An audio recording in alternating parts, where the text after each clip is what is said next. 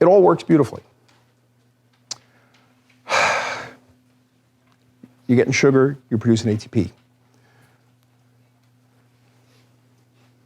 What if you don't need so much ATP? What if you don't have so much sugar? Should we just have this pathway be running that way all the time? Or would you like it to be, if you're getting fancy, have dials on it to be a little adjustable?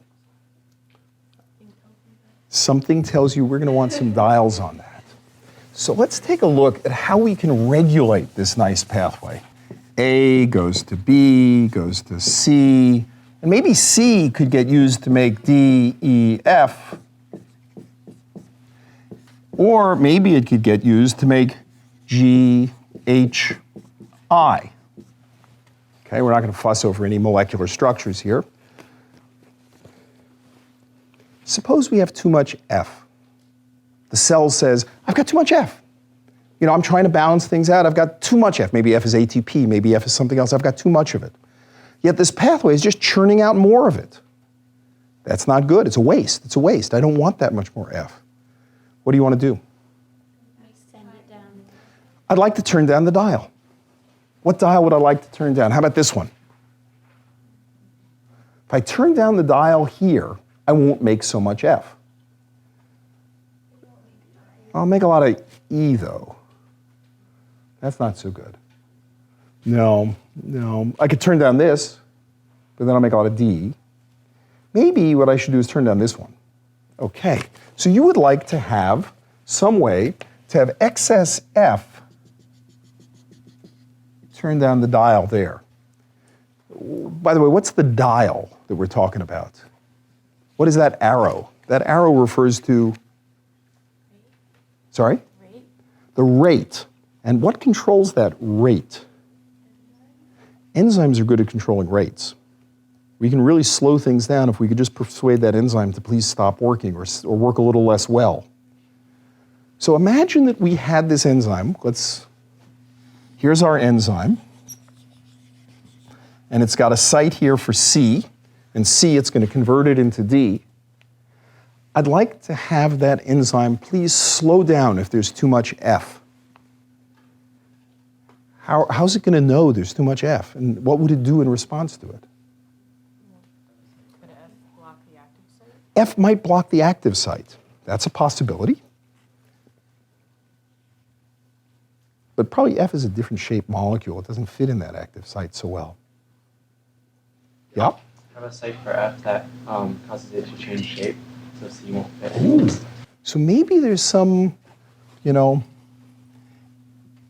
F binding place on the molecule, and when it binds F, it shifts its shape. Can proteins shift their shapes?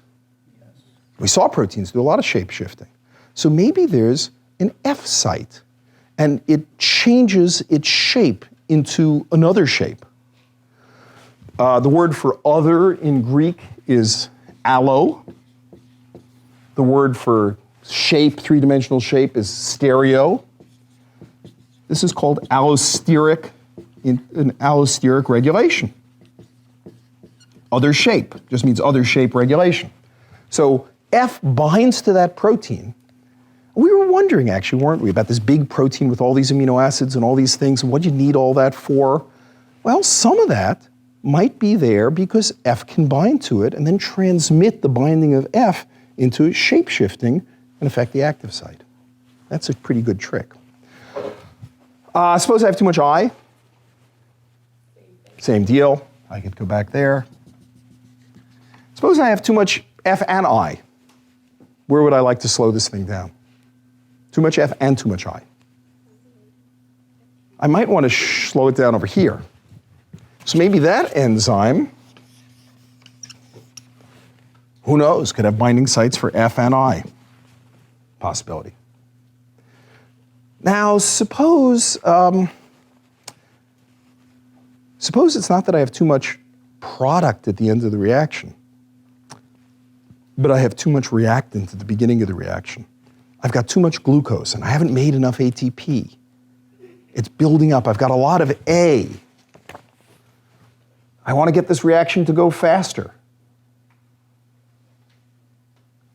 can't change the delta G's, but I want this reaction to go faster. How am I going to get it to go faster? Reversing, so you did slow it down. Well, these were things I slowed it down that way, but suppose I want to goose up. Yep. Two waves onto it, it'll like make a more favorable shape. Ah, why can't I run allosteric regulation in the activation direction also? Maybe when A's bind to a downstream enzyme, it activates the enzyme and makes it better.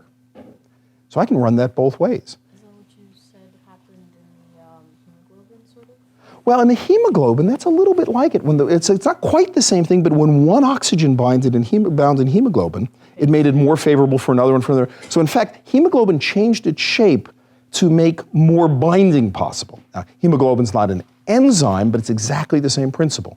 It's allosterically changing to improve binding, and what you're saying is we could allosterically change to improve our enzyme speed as well.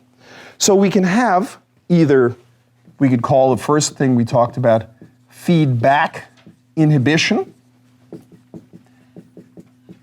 or we could have feed forward activation.